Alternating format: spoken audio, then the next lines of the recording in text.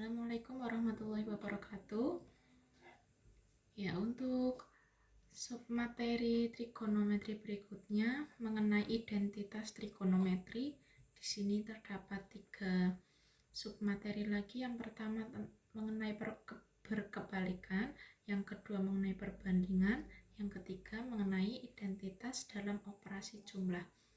Ya, yang pertama untuk berkebalikan ini hanya menitik beratkan pada sinus, kosinus, dan tangen. Untuk sin alfa untuk kebalikannya yaitu 1 per kosek alfa. Untuk cos alfa dia nilainya sama dengan 1 per sek alfa.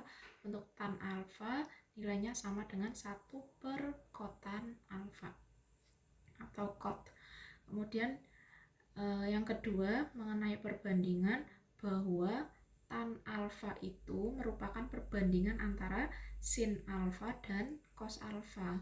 Maka dia tan alfa ini nilainya sama dengan sin alfa dibagi dengan cos alfa.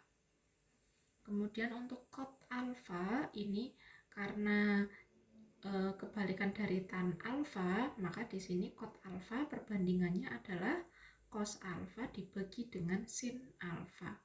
Kemudian untuk yang ketiga, identitas dalam operasi jumlah. Ini ada beberapa identitas. Untuk sin kuadrat alfa ditambah cos kuadrat alfa, dia bernilai sama dengan 1. Ya, sin kuadrat alfa ketika dijumlahkan dengan cos kuadrat alfa, dia pasti bernilai 1. Kemudian untuk kotan kuadrat alfa ditambah 1, dia bernilai sama dengan kosek kuadrat alfa. Untuk tan kuadrat alfa plus 1 nilainya sama dengan sek atau sekan kuadrat alfa. Ketiganya ini merupakan ketentuan ya, identitas dalam operasi jumlah. Nah, kemudian untuk contohnya ya, misal di sini membuktikan atau buktikan kebenaran identitas trigonometri berikut. Nah, di sini cosec x ditambah tan x ditambah kotan x sama dengan cos x plus 1 per sin x kali cos x. Jadi kalian hanya membuktikan bisa dari ruas kiri maupun ruas kanan, membuktikan bahwa ketika dicari itu akan bernilai sama dengan yang di sini yang diketahui. Misal penyelesaian untuk di ruas kiri ya, karena biasanya lebih mudah untuk mengoperasikan dari ruas kiri, maka dari ruas kiri artinya ruas kiri itu ada di sebelah kiri sama dengan ya di sini. Ini dibuktikan atau nanti dari ruas kiri ini kita operasikan agar ketemu sama nilainya dengan yang ada di ruas kanan di sini. Jadi di ruas kiri ini nanti di otak-atik seperti itu supaya menemukan jawaban yang sama seperti ini, cos x plus 1 per sin x cos x ya.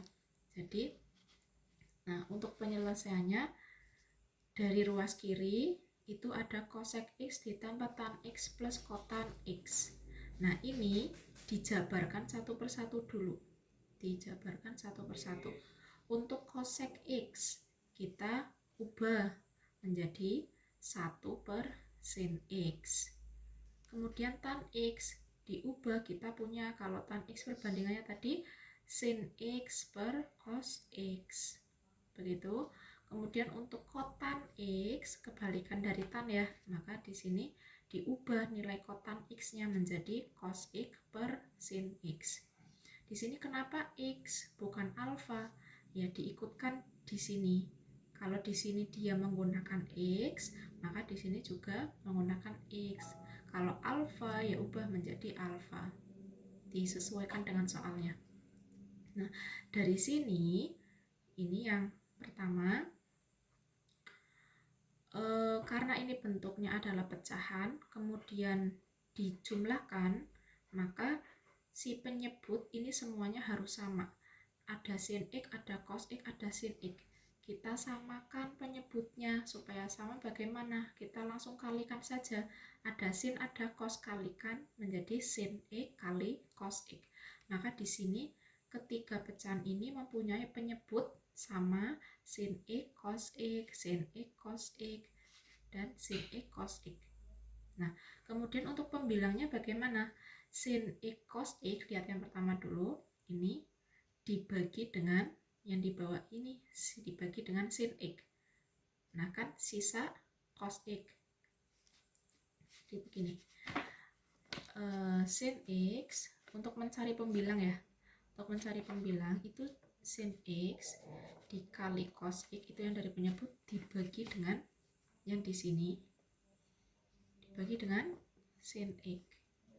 Nah, karena ini perkalian boleh dicoret sin X bagi sin X, maka dia sisanya adalah cos X. Cos X ini taruh di atas bagian pembilang. Kemudian untuk yang kedua, sin X cos X berarti dibagi dengan cos X. Sin X cos X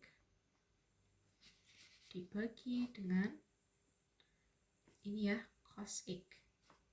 Nah, maka dia bisa dicoret, ketemu berapa? Sin X. Sin X. Nah, karena di sini pembilangnya ada sin X, maka sin X ini dikali dengan sin X. Ya, sin X dikali dengan sin X. Sin X kali sin X dia menghasilkan apa? Kuadrat sin kuadrat X, begitu. Nah, maka di sini pembilangnya berubah menjadi sin kuadrat X. Kemudian yang ketiga, di sini yang ketiga itu untuk sin X kali cos X dibagi dengan sin X, sama ya, sin X kali cos X dibagi sin X, maka sin X nya dicoret menghasilkan cos X. Karena di sini pembilangnya ada cos X, maka cos X ini dikali dengan cos X di sini, maka dia cos X kali cos X.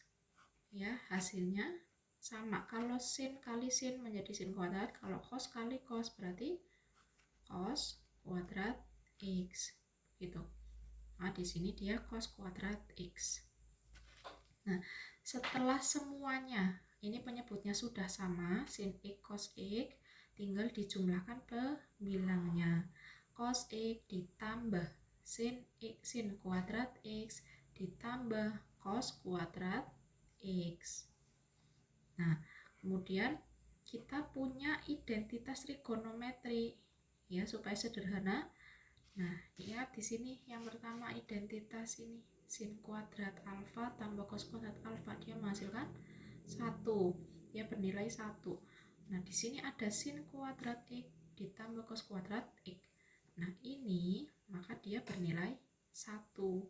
Berarti cos X ini tetap cos X ditambah 1 karena berubah jadi 1 dibagi dengan sin X cos X, dia tetap yang di bagian penyebut. Nah, kemudian kita lihat ini hasilnya sudah sama belum dengan yang di ruas kanan di sini. Nah, kita lihat, oh udah sama. Kalau sudah sama berarti dia terbukti. Ya, itu ini mengenai identitas trigonometri. Terima kasih.